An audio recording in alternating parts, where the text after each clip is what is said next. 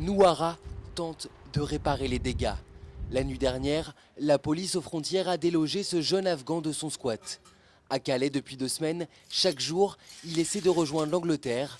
Après une nouvelle arrestation, il a décidé de demander l'asile politique et vient d'être relâché.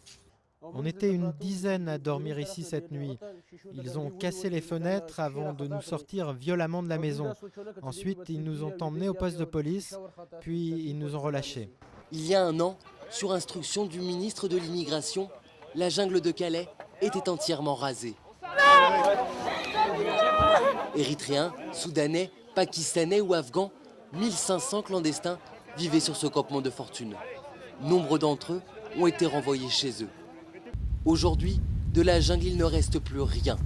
Pourtant, les migrants continuent d'arriver. Ils seraient 500 disséminés dans la région.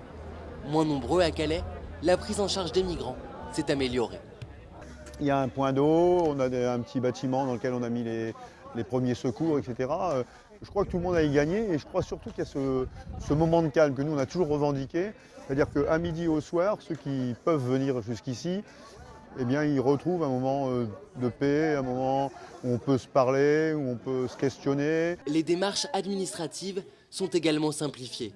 Comme William, originaire du Darfour, les réfugiés peuvent désormais déposer leur demande d'asile à Calais plutôt qu'à Arras, distant de 100 km.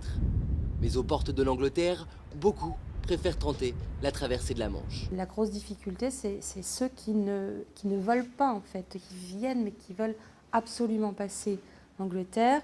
Moi, à partir de là, j'ai tendance à dire laissons-les passer, quoi. Et puis, c'est à nos amis britanniques de mettre en place leurs lois, leurs dispositifs ou leurs quotas. Qui rallient l'Angleterre sont aussitôt remplacés.